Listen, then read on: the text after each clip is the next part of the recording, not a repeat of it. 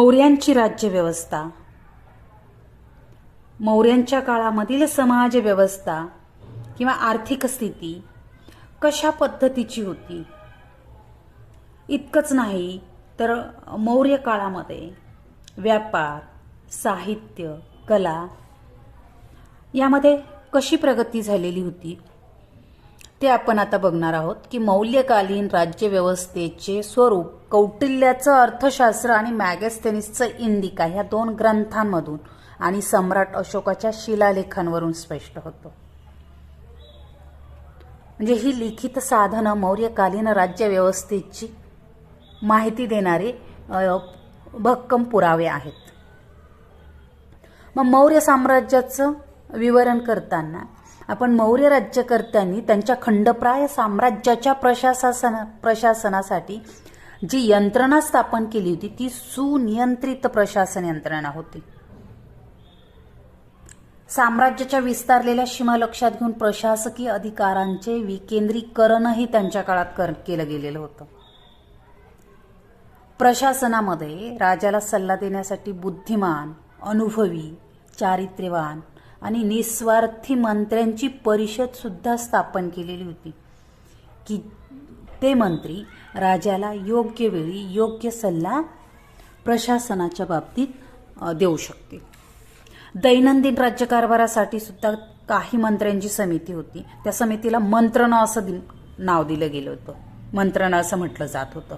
रोजच्या कारभारासाठी राजाला सल्ला दिला जात होता, माहिती दिली जात होती मंत्रणा या समितीच्या माध्यमातून.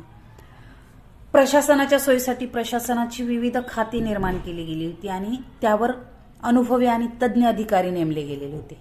म्हणजे यातून मौर्य काळामध्ये जी प्रशासन व्यवस्था होती ती स्थिर स्वरूपाची होती किंवा स्थिर स्वरूपाची प्रशासन व्यवस्था मौर्य राज्यकर्त्यांनी निर्माण केली होती असं म्हटलं तरी वावगं ठरणार नाही. प्रशासनाच्या 18 खात्यात विभागणी केलेली होती प्रशासनाची एकूण आणि त्याची जबाबदारी त्यांच्याकडे सोपवण्यात आलेली होती त्या अधिकाऱ्यांकडे. अधिकाऱ्यांच्या उतरंड्यांची रचना सम्राट या पदापासून सुरू होत होती तर शेवटचा अधिकारी जो होता तो गाव पातळीवरील ग्रामणी हा होता. म्हणजे ग्रामणी ते सम्राट अशी ही अधिकाऱ्यांच्या अधिकारांची उतरंड होती. स्थानिक पातळीवरच्या राज्यकारभारामध्ये स्वायत्तता देण्यात आलेली होती. मुलकी आणि लष्करी क्षेत्र मात्र एकमेकांपासून स्वतंत्र होते. न्यायव्यवस्था देखील स्वतंत्र होती. राज्यातील व्यापारावर शासनकर्त्यांचं नियंत्रण होतं आणि सर्वात महत्त्वाचं म्हणजे प्रजेच्या भौतिक आणि नैतिक प्रगतीसाठी शासन वचनबद्ध होतं.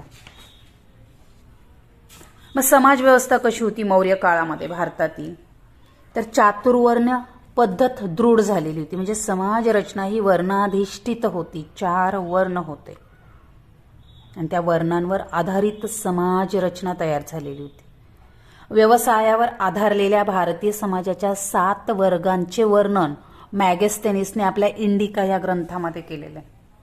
मग त्यामध्ये पुरोहित, शेतकरी, धनगर, शिकारी, व्यापारी, मजूर, सैनिक, हेर, सरकारी अधिकारी हे 7 वर्ग सांगितलेले त्यांनी. मौर्यकालीन जो समाज होता त्या समाजाची नीतिमत्ता उच्च दर्जाची होती. लोकजीवन सुखी होतं, संपन्न होतं. मनोरंजन करणारा वर्ग सुद्धा होता. नट, नर्तक, गायक, वादक हे समाजाचं लोकांचं मनोरंजन करत होते. रथांच्या, घोड्यांच्या शर्यती, मल्लयुद्ध, नृत्य, गायन स्पर्धा म्हणजे यासारखे करमणुकीचे लोकप्रिय प्रकार त्या काळामध्ये होते. दूध खेळणे प्रचलित होते. मात्र या सगळ्या गोष्टींवर सरकारी नियंत्रण होतं. मौर्य काळामध्ये तक्षशिला, काशी, अयोध्या ही उच्च विद्या आणि कला शिक्षणाची केंद्र बनलेली होती. मात्र या काळामध्ये स्त्रियांच्या शिक्षणाची उपेक्षा सुरूच राहिली होती. म्हणजे स्त्री शिक्षणाकडे फारसं लक्ष राज्यकर्त्यांचं नव्हतं. स्त्रियांचं समाजात दुय्यम स्थान होतं. असं असलं तरी देखील स्त्रियांचा स्त्रीधनावर पूर्ण अधिकार होता. अनाथ आणि दिव्यांग स्त्रियांची काळजी शासन घेत होतं. अनेक स्त्रिया गुप्तचर यंत्रणेमध्ये देखील काम करत होत्या मौर्य काळामध्ये. त्यानंतर आर्थिक जीवन व्यापार या बाबतीतली मौर्यकालीन परिस्थिती कशी होती तर आर्थिक जीवन सुखी समृद्ध होते. सुव्यवस्थित कर प्रणाली होती, त्यामुळे राज्याच्या महसुलामध्ये वाढ झालेली होती. शेतजमीन आणि शेती उत्पादन यातून मिळणारं उत्पन्न राज्यव्यवस्थेचा पाया होता. या काळामध्ये म्हणजे व्यापार आणि उद्योगांनाही चालना मिळालेली होती. कापड निर्मिती हा सगळ्यात महत्त्वाचा उद्योग होता. कापड उद्योगात शिवाय धातुकाम, लाकूडकाम, हस्तिदंत, त्यावरील कलाकुसर, लोखंडी अवजारे, मातीची रंगवलेली भांडी असे अनेक उद्योग व्यवसाय मौर्य काळामध्ये भारतात अस्तित्वात होते. भारतात देशांतर्गत आणि आंतरराष्ट्रीय स्तरावर देखील व्यापार चालत होता. मग देशांतर्गत व्यापार हा भूमार्ग म्हणजे कुष्टीच्या मार्गाने, रस्ते मार्गाने, त्याबरोबरच जलमार्गाने देखील चालत होता. अनेक राजमार्ग आणि व्यापारी मार्ग या काळामध्ये निर्माण केले गेले. किनारपट्टीवरील अनेक बंदरे व्यापारासाठी मौर्य काळामध्ये प्रसिद्धीस आलेली होती. भारताच्या किनारपट्टीवरील भरूच, रोरुक म्हणजेच रोडी, सोपारा महाराष्ट्रातील आणि ताम्रलिप्ती बंदरं व्यापारासाठी प्रसिद्ध होती. भारतातून मौर्य काळामध्ये कोणत्या देशांमध्ये कोणत्या वस्तू निर्यात केल्या जात होत्या तर त्यामध्ये बघा ग्रीस, रोम, इजिप्त, सिरिया, बॅक्टेरिया, श्रीलंका यासारख्या देशांमध्ये भारतामधून सुती आणि रेशमी कापड, क्षौम ज्याला आता आपण लिनन असं म्हणतो, लिननची साडी किंवा लिननचा कपडा वगैरे वगैरे, तर त्याला क्षौम असं म्हटलं जायचं त्या काळामध्ये. तर सुती रेशमी कापडाबरोबर हे लिननचं कापड म्हणजे क्षौम, जरीची वस्त्र, यासोबतच मसाले, हिरे, हस्तिदंत, त्याच्या वस्तू, सुगंधी द्रव्य, अत्तरे यासारख्या वस्तू भारतातून निर्यात केल्या जात होत्या. मग कोणत्या वस्तूंची आयात केली जात होती भारतामध्ये मौर्य काळामध्ये तर बघा काच सामान, कापड रंगवण्याचे विविध रंग हे आयात केले जात होते. मग मालाच्या उत्पादनावर आणि त्याच्या आयात निर्यातीवर सरकार कर वसूल करत होतं. म्हणजे एकूणच आर्थिक स्थिती भारतातील मौर्यकालीन अशा प्रकारची होती. त्यानंतर साहित्य, कोणकोणती ग्रंथरचना, वाङ्मय रचना, कोणत्या प्रकारचं लेखन मौर्य काळामध्ये झालेलं आहे तर साहित्यामधून साधारणपणे लोकांच्या विचारसरणीची आणि राजकीय, सामाजिक, आर्थिक, धार्मिक परिस्थितीची माहिती मिळते तत्कालीन साहित्यामधून. मग मौर्य काळामध्ये संस्कृत भाषेबरोबरच पाली, अर्धमागधी भाषांमध्ये देखील ग्रंथ निर्मिती झाली. जैन आणि बौद्ध धर्माच्या प्रसारासाठी प्राकृत भाषेमध्ये साहित्य निर्मिती झाली.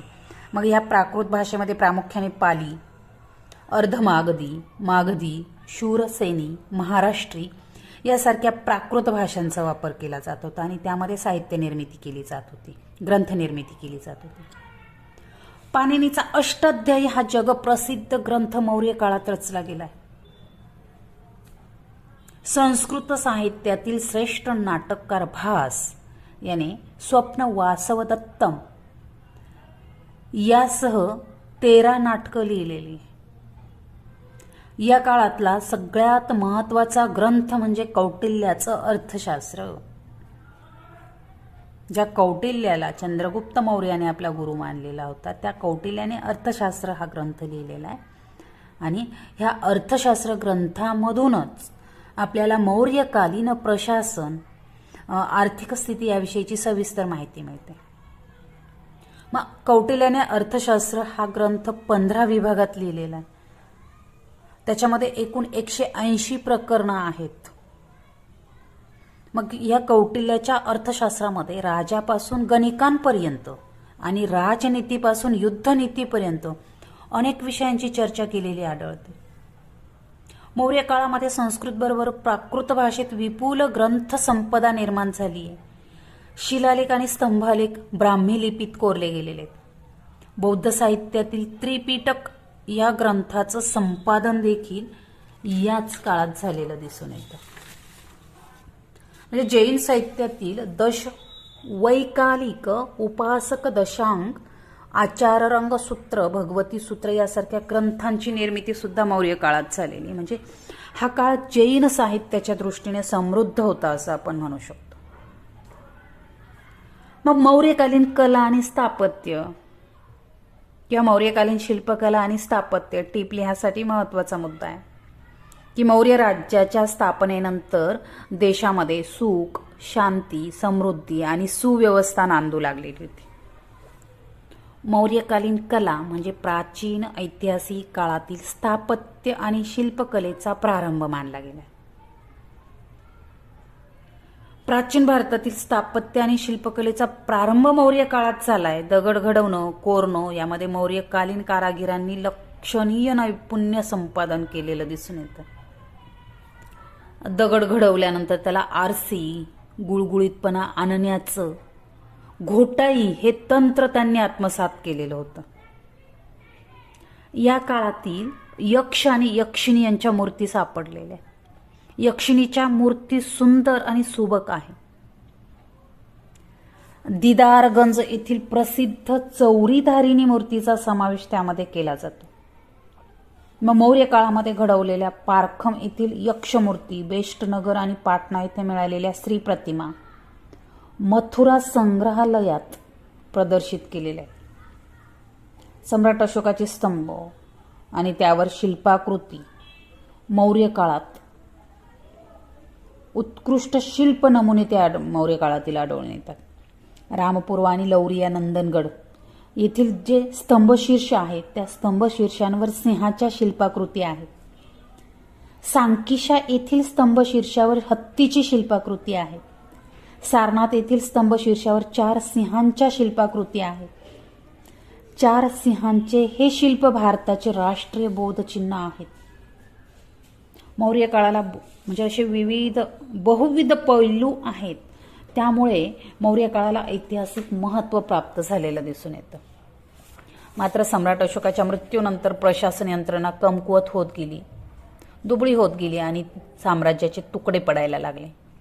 मौर्योत्तर काळामध्ये विघटित झालेल्या साम्राज्याचे पुन्हा संघटन करण्याचं काम शुंग आणि सातवाहन सत्तेखाली झालेलं आहे.